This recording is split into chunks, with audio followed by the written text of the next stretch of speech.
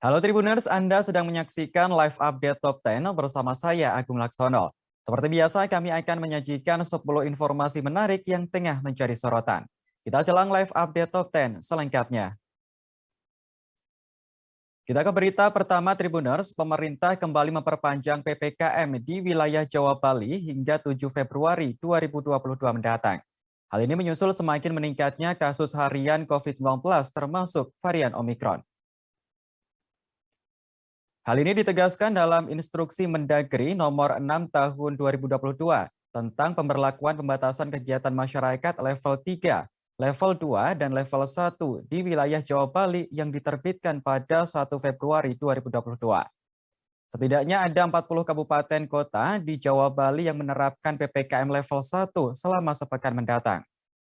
Kemudian 85 kabupaten kota berstatus PPKM level 2 dan 2 kabupaten kota berstatus PPKM level 3.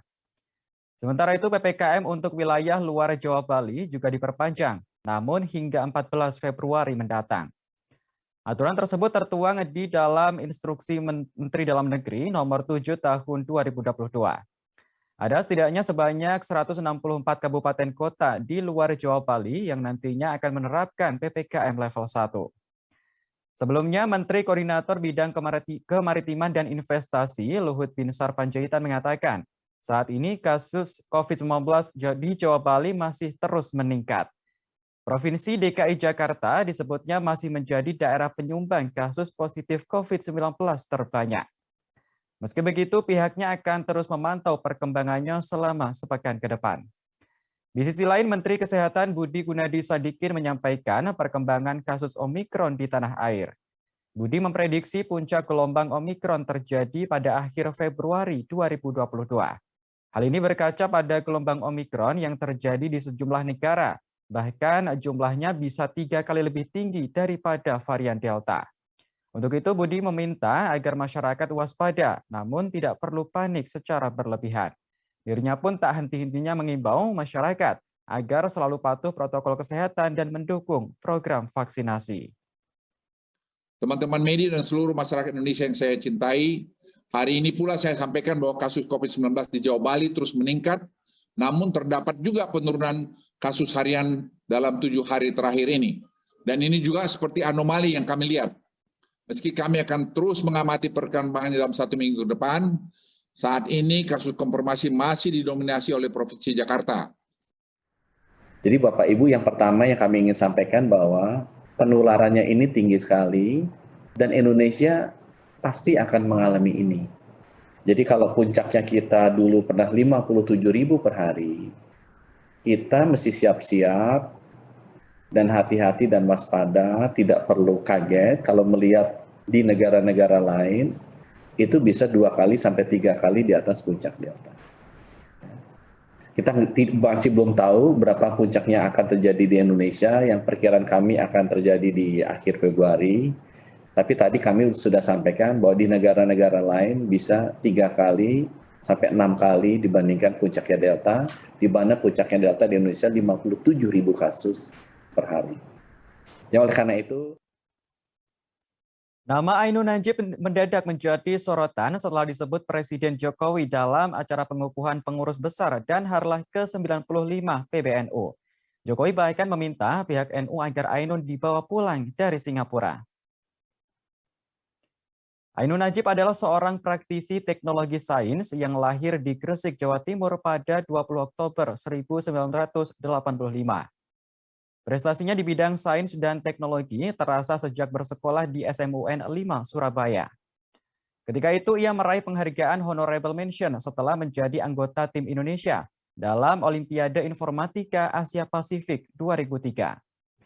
Ia kemudian melanjutkan pendidikan sarjana di Universitas Teknologi Nanyang NTU Singapura jurusan Teknik Komputer.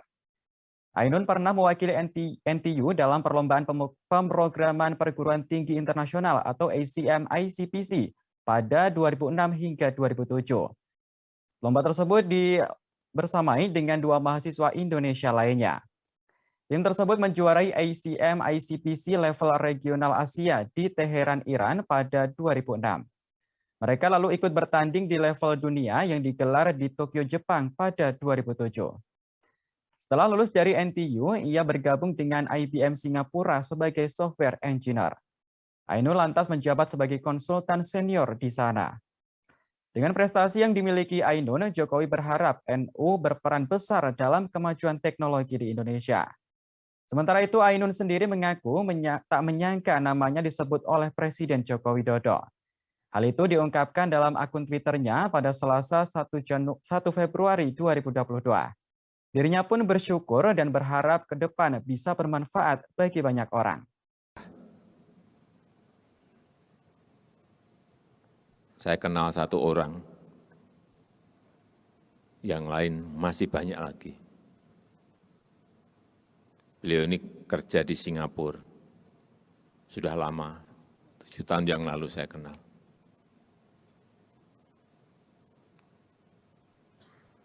Ngerjain ini semuanya apapun bisa.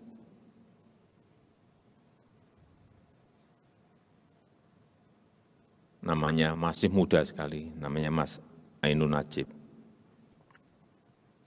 NU.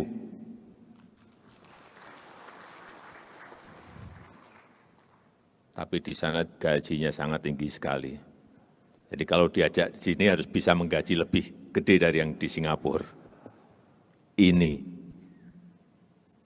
tugasnya nanti Pak Kiai. Kalau beliau yang ngendiko,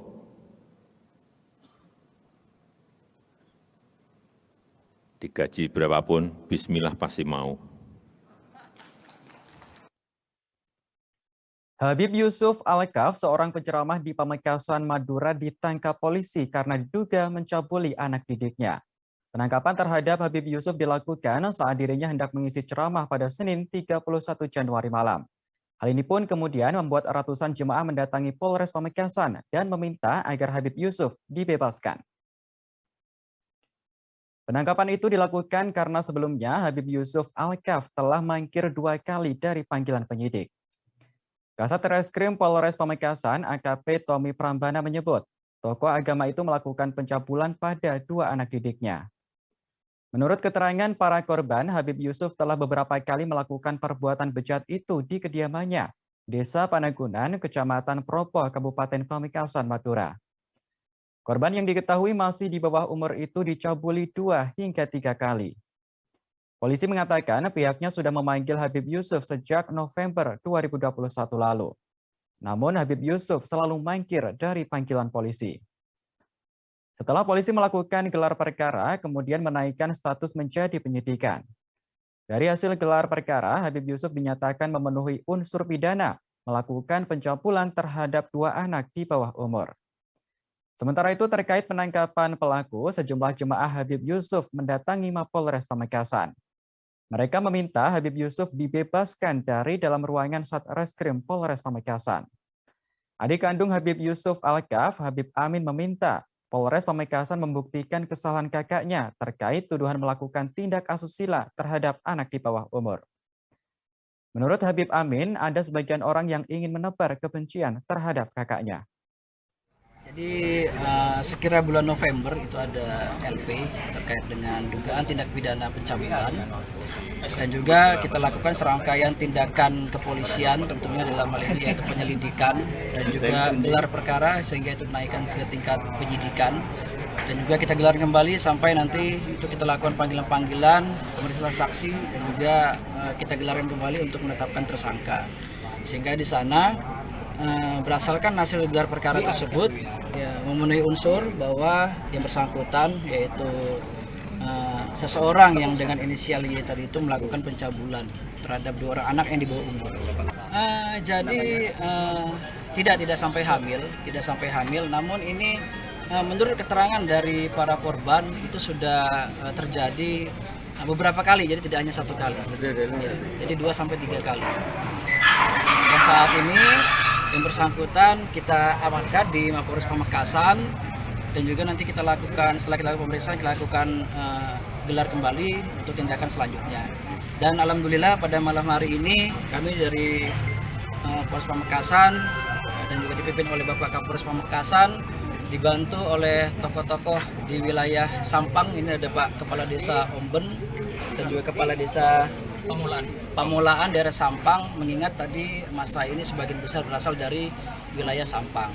Alhamdulillah setelah kita berikan pengertian dan pemahaman kepada beliau-beliau, saudara-saudara kita yang di luar sana, alhamdulillah beliau-beliau memahami dan juga mempercayakan penanganan tentang dugaan tindak pidana pencabulan anak di bawah umur ini tadi di Polres Pamekasan, khususnya di Satreskrim Polres Pamekasan.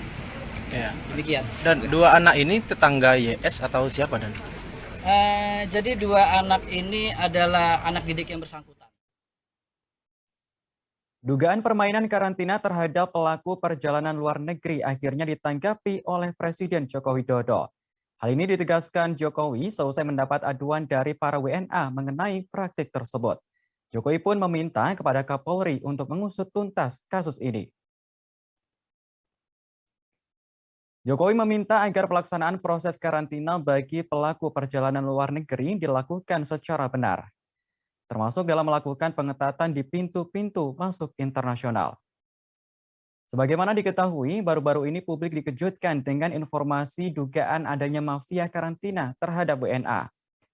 Hal ini terungkap dari unggahan Instagram pribadi Menteri Pariwisata dan Ekonomi Kreatif Sandiaga Uno beberapa hari lalu. Sandiaga mengungkapkan ada seorang turis asal Ukraina yang mengeluh soal karantina di sebuah hotel di Jakarta. Wisatawan tersebut bersama anak perempuannya berencana liburan ke Bali, tetapi pada hari terakhir karantina di Jakarta timbul masalah. Mereka mendapati hasil tes PCR yang keluar hasilnya positif COVID-19. Merasa ada yang janggal dengan hasil tersebut, ia pun meminta agar dilakukan tes PCR ulang. Hanya saja petugas hotel diduga tak mengizinkan wisatawan itu untuk melakukan tes PCR selain dari pihak yang telah disediakan. Wisatawan itu justru diberikan tawaran perpanjangan karantina dengan biaya besar ketika hendak meminta tes PCR ulang. Mengalami hal tersebut, wisatawan ini merasa telah ditipu. Terkait kejadian ini, Sandiaga menegaskan tak segan untuk menindak semua pihak yang curang. Apalagi mencoba memanfaatkan situasi pandemi COVID-19 untuk mendapatkan keuntungan.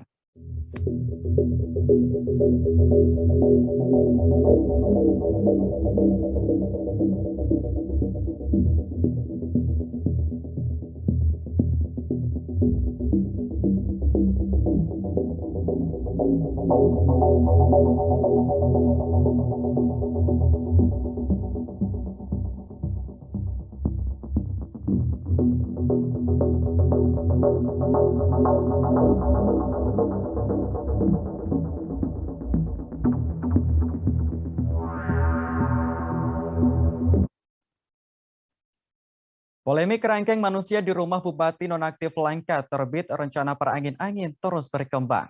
Selain dinyatakan sebagai tempat rehabilitasi ilegal, kerangkeng ini disebut menjadi tempat tinggal para pekerja sawit yang tak dibayar upahnya. Sejumlah lembaga bahkan menyebut ada praktik perbudakan modern terhadap orang-orang yang ditahan di kerangkeng itu. Namun rupanya hal itu dibantah oleh Suparman Perangin-Angin yang menyebut dirinya sebagai pengawas dan pembina tahanan. Menurut Suparman, orang-orang yang ditahan dalam kerangkeng tersebut akan dipekerjakan di kebun sawit sesuai keahlian. Ia menjelaskan warga yang sudah lulus dari kerangkeng itu langsung ditempatkan di sejumlah bidang pekerjaan. Di antaranya yaitu bekerja sebagai sopir, tukang angkut sawit, atau karyawan lainnya. Suparman lantas mengatakan mereka menerima upah jika sudah menjadi alumni. Dengan kata lain, upah baru dibayarkan di akhir masa bekerja. Lebih lanjut, Suparman menjelaskan tak semua yang dititipkan oleh keluarga ke tempat penahanan ilegal tersebut adalah pecandu narkoba. Suparman sendiri mengaku dirinya pernah ditahan di kerangkeng manusia itu pada 2020 hingga 2021 lalu. Kemudian dirinya baru ditunjuk sebagai pengawas untuk memantau kondisi kesehatan para tahanan. Pernyataan Suparman tersebut kontras dengan temuan dari Lembaga Perlindungan Saksi dan Korban LPSK serta Komnas HAM. Komisioner Komnas HAM Khairul Anam mengatakan pihaknya telah menemukan pola kekerasan pelaku dan cara yang digunakan untuk menyiksa para tahanan. Temuan tersebut diperoleh dari beberapa keterangan saksi yang mengetahui terjadinya tindak kekerasan. Tak hanya itu, pihaknya juga menemukan adanya data tahanan yang tewas lebih dari 1 orang. Kita mengatakan bahwa isu perbudakan modern sama eksploitasi manusia. Itu yang bertemu. Jadi kita di sini melalui rembuk keluarga bahwa itu memang tidak ada terjadi. Jadi kita di sini sistemnya adalah pembinaan masyarakat. Pembinaan masyarakat dari mereka yang pecandu berat. Kita upayakan supaya mereka tidak lagi menggunakan narkoba. Isu yang berkembang itu perdagangan manusia sama pekerja paksa. Kenapa itu yang diangkat? Kenapa hal pemberantasan narkobanya tidak diangkat? Apa di balik ini semua? Kenapa begitu media ramai hanya membicarakan isu perdagangan manusia sama pekerja paksa? Kenapa tidak pemberantasan narkoba? Presiden Joko Widodo menggelar pertemuan dengan sejumlah tokoh adat Kalimantan Timur pada Senin 31 Januari kemarin. Dalam pertemuan itu, para tokoh adat yang hadir mendukung penuh upaya pemerintah dalam pembangunan IKN Nusantara. Meski begitu, mereka juga menyampaikan sejumlah permintaan kepada Presiden Jokowi. Pertemuan ini berlangsung di Bandar Udara Internasional Sultan Haji Muhammad Sulaiman, Kota Balikpapan, Kalimantan Timur. Sejumlah tokoh adat yang hadir menyambut baik dan mendukung dibangunnya IKN Nusantara. Seperti halnya Sultan Kutai Kartanegara Muhammad Arifin yang mendukung 100% pembangunan IKN saat ini. Akan tetapi dukungan itu juga disertai dengan adanya masukan-masukan yang perlu diperhatikan pemerintah. Sultan Pasir Muhammad Jarnawi berharap pemerintah pusat tidak menghilangkan kearifan lokal, adat istiadat, dan budaya. Hutan asli Kalimantan diminta jangan dibabat habis karena berkaitan dengan peradaban. Tak hanya itu, pihaknya juga meminta agar dibuatkan Istana Kesultanan Pasir di dekat ibu kota negara baru. Kemudian Kepala Adat Dayak Kenya Ajang Tedung juga menyampaikan hal senada. Ia meminta Jokowi melibatkan masyarakat adat dalam badan otorita dan pembangunan fisik IKN Nusantara. Ketua Kerukunan Bubuhan Banjar Syarifuddin pun meminta agar masyarakat adat setempat lebih diperhatikan, terutama menyangkut kualitas sumber daya manusianya. Hal ini bertujuan agar masyarakat adat setempat tidak kalah dengan para pendatang. Terakhir, Wakil Ketua 2 Keluarga Kerukunan Sulawesi Selatan Andi Singkeru berharap pembangunan dapat berjalan dengan baik dan kondusif antara pendatang maupun dengan suku-suku asli Kalimantan. Kami dari Kesultanan Pasir sangat bangga bisa bertemu dengan Bapak Presiden Joko Widodo karena suatu penghargaan yang sangat terhingga dan sebesar-besarnya kami ucapkan banyak terima kasih. Kami tadi sempat dialog dengan Bapak Presiden, kami sendiri dari Kesultanan Pasir menyambut dengan antusias IKN dan kami memohon segera dibangun ibu kota negara baru ini. Karena kami yakin dengan perpindahan ibu kota baru, mudah-mudahan membawa wajah baru dan martabat di dunia. Kami juga meminta dari Kesultanan Pasir dibuat Istana Kesultanan Pasir di dekat IKN, ibu kota negara. Dan kami berharap juga ada hutan adat yang masih asli, tetap dibangun.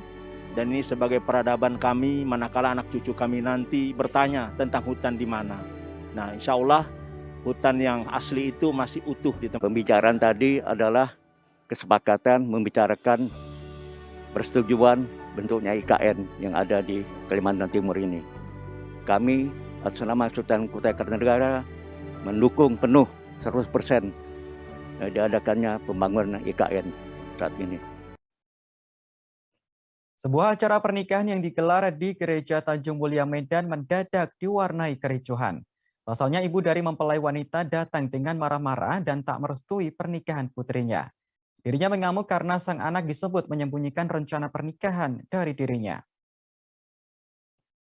Video tersebut pertama kali dibagikan dalam live Facebook dengan akun Ivo Damayanti Sinampela pada Sabtu 29 Januari 2022. Ibu yang bernama Asima Mariati Ema menyebut pernikahan sang anak tak mendapat restu darinya. Asima pun memprotes pernikahan sang anak Reftania Yanti Nainggolan dengan calon suami. Seusai kejadian, sang anak Reftania Yanti Boru Nainggolan buka suara. Menurutnya, apa yang disampaikan ibunya pada video viral tersebut berbeda dengan kejadian sebenarnya. Pasalnya, jauh hari sebelum ia menikah, dia telah pamit kepada ibu maupun paman atau saudara laki-laki ibunya. Yanti menjelaskan bahwa dalam pernikahan tersebut, ia melibatkan adik kandung ayahnya untuk menjadi wali dalam pernikahan adat Batak. Diakui Yanti, ayah tirinya terlalu ikut campur hingga mengganggu pernikahannya di gereja. Sementara itu, Yanti menceritakan ia telah ditinggal pergi sejak 3 tahun lalu oleh ibunya. Yanti pun tinggal di rumah kos-kosan. Ia pun memaparkan bahwa apa yang disampaikan sang ibu soal biaya hingga sarjana adalah hal yang mengada-ada. Justru Yanti sendiri memberikan biaya bulanan kepada sang ibunya. Saya Reptania Yanti Nenggolan. Di sini saya mau klarifikasi soal berita yang beredar di sosial media. Yang pertama soal pernikahan saya. Jauh sebelum saya menikah dengan suami saya sudah minta izin kepada orang tua saya dan tulang saya, dan mereka mengetahui tentang pernikahan saya dengan suami saya. Yang kedua, kenapa mereka ribut? Karena Sinamok tidak jatuh ke tangan mama saya, dikarenakan mama saya sudah menikah lagi dengan marga Simanjuntak. Jadi kami hanya menjalankan adat istiadat orang Batak. Dan di poin yang ketiga, tentang sekolah, tidak pernah marga Simanjuntak menyekolahkan saya sampai sarjana, karena saya bekerja sambil kuliah, itu hasil keringat saya sendiri. Dan di poin yang keempat, mereka mengatakan bahwa bapak saya meninggal dari kami kecil. Itu tidak benar, karena bapak saya baru meninggal beberapa bulan yang lalu, tepat di tanggal 14 bulan 8 2021. Dan di poin yang kelima, saya tidak pernah diculik karena saya ngekos. Saya bekerja, setiap hari itu yang saya lakukan. Jadi buat teman-teman, jangan membela satu pihak, tapi carilah kebenaran kepada pihak yang. Puluhan driver ojek online menggeruduk sebuah rumah di kawasan Jatimulia, Gunung Jati, Cirebon pada Senin 31 Januari kemarin. Aksi ini rupanya dipicu lantaran seorang driver ojol dimaki serta mendapat bintang 1 dari pelanggan. Selesai kejadian ini, pelanggan tersebut akhirnya memberikan klarifikasi dan minta maaf. Perlakuan tak menyenangkan ini dialami oleh driver ojek online bernama Ahmad Asep. Kejadian bermula saat dirinya mendapat pesanan makanan dari seseorang wanita pada Minggu 31 Januari siang. Pesanan tersebut hendak diantar ke kawasan Jatimulia, Kecamatan Gunung Jati, Kabupaten Cirebon. Asep pun membelikan makanan dan segera mengantarkannya ke titik lokasi yang dikirimkan pelanggan. Namun saat Asep mengabari, pelanggan tersebut malah membalasnya dengan kata kasar. Bahkan pelanggan tersebut juga memarahi Asep lewat telepon. Pasalnya Asep terlewat beberapa rumah dari lokasi yang seharusnya dituju. Setelah menyelesaikan tugasnya, Asep justru mendapat rating bintang 1 dari pelanggan. Tak cukup sampai di situ, ia bahkan juga dimaki lewat komentar. Sikap pelanggan tersebut membuat rekan-rekannya sesama driver ojek online langsung mendatangi rumah wanita itu untuk meminta klarifikasi. Banyaknya pengemudi ojek online yang datang membuat aparat desa setempat kemudian melakukan mediasi di balai desa. Kasus ini pun berakhir dengan permintaan maaf yang disampaikan oleh pelanggan. Pelanggan tersebut mengakui kesalahannya karena emosi yang berlebihan. Terkait dengan hal ini, Asep menyatakan tak mau memperpanjang persoalan. Sama-sama punya niat baik. Ya, Bu, saya punya niat baik, kalian juga harus punya niat baik. Gak bisa satu pihak saja yang ditekan-tekan terus untuk punya niat baik. Saya bilang, tadi saya sudah ditelepon. Saya nggak tahu namanya, tapi nomornya masih saya simpan. Bukan Pak Tri kedua. Dia bilang dia wakil dari kalian semua. Minta klarifikasi. Saya bilang, ya betul. Saya minta maaf karena saya sudah marah berlebihan. Tapi, mari saling mengkoreksi diri. Jangan cuma saya, customer saja yang harus diminta memperbaiki diri. Kalian juga orang-orang manusia-manusia harus memperbaiki. Untung terus sudah disampaikan, terus ada yang menolong saya. Saya perwakilan dari semuanya. Jadi kalau perwakilan itu kan mewakili kalian semua. Saya bilang betul, saya marah, saya nggak mau ganti bintang 5. Udah ngomong aja. Tapi setelah tutup, saya pikir ya nggak ada salahnya juga saya ngasih bintang 5. Karena itu berarti buat dia. Ganti jadi bintang 5. Bagus ya, saya tambah tipsnya juga. Ya, untuk saya minta maaf. Seorang modin di Kabupaten Malang, Jawa Timur tiba-tiba meninggal dunia ketika hendak menikahkan calon pengantin. Pihak keluarga mempelai yang menyaksikan kejadian ini seketika histeris. Inilah video yang menampilkan prosesi ijab kabul kedua mempelai pengantin. Tampak sang modin yang berpakaian baju batik ini baru saja akan memulai ijab kabul. Namun dirinya tiba-tiba mengeluh lemas dan merasa kesakitan. Seseorang dalam video tersebut sempat memberi minum kepada modin dan menenangkannya.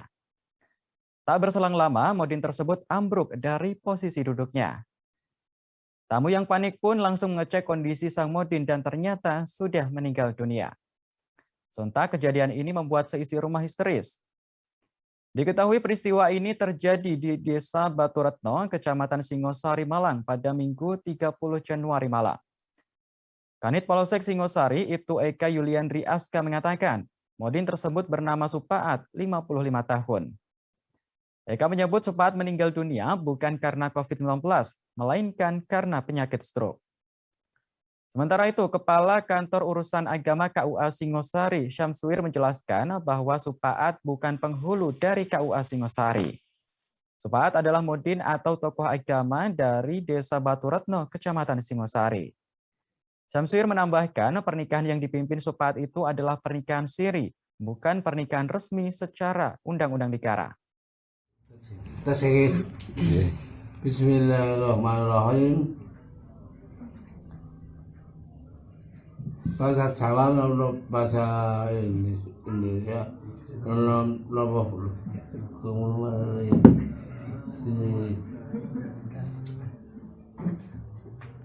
Sigit Kula umrah. Gus nyantai mau Gus. Sadar. Tolong ngelup. Allah.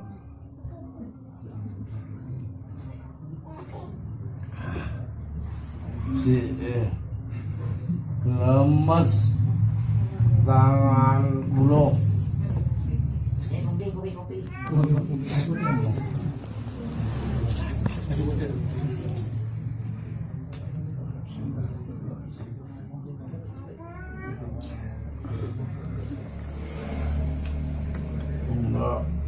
Ada apa nih? Kalau musuh apa nih?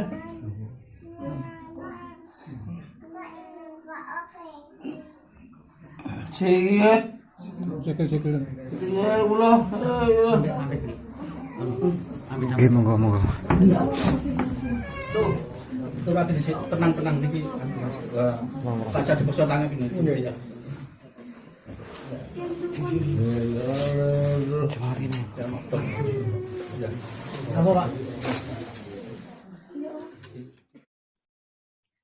Baru-baru ini media sosial tengah dihebohkan dengan video ayam jago yang memiliki suara unik. Dalam video yang beredar, ayam jago tersebut berkokok seperti menyebut nama Pak Jokowi. Sekilas memang tak ada yang berbeda dengan penampilan ayam jago satu ini. Namun siapa sangka ayam berbulu putih ini memiliki keistimewaan ketika berkokok. Banyak yang mengatakan suara berkokok ayam tersebut seperti menyebut nama Pak Jokowi. Pemilik ayam diketahui bernama Ranu Satya Darmawan, 25 tahun, warga Desa Ciceruk, Kecamatan Banjarmangu, Kabupaten Banjarnegara, Jawa Tengah. Ranu mengatakan video yang viral saat ini merupakan video lama. Video tersebut diambil saat ayamnya masih berusia 8 bulan hingga 1 tahun. Ranu bercerita awalnya ia tak sadar bahwa ayamnya memiliki suara yang unik. Ia baru menyadari saat tetangganya menyebut ayamnya berkokok seperti menyebut nama Pak Jokowi. Namun Ranu menganggap suara tersebut dihasilkan karena ayamnya memiliki kelainan. Selama ini ia juga tak mengistimewakan ayam tersebut. Bahkan Ranu mengaku sempat akan menyembelih ayam tersebut untuk dikonsumsi menjelang Lebaran. Namun banyak orang yang melarangnya sehingga niat menyembelih ayam tersebut diurungkan oleh Rano. Rano menjelaskan ayam tersebut merupakan hasil ternaknya sendiri.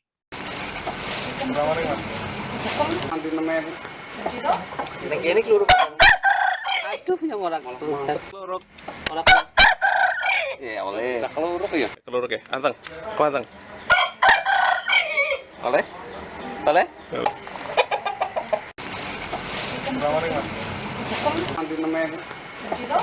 Ini keluar. Aduh, yang orang keluar. Ya, oleh. Bisa keluar ya? Keluar ya. Anteng. Kau anteng.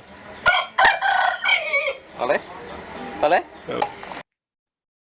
Baik Tribuners, informasi tadi sekaligus menutup jumpa kita dalam live update Top 10 kali ini. Jangan lupa untuk terus perbarui informasi Anda di kanal YouTube Tribun News. Saya Agung Laksono pamit undur diri. Terima kasih dan sampai jumpa. Jangan lupa like, subscribe, dan share ya.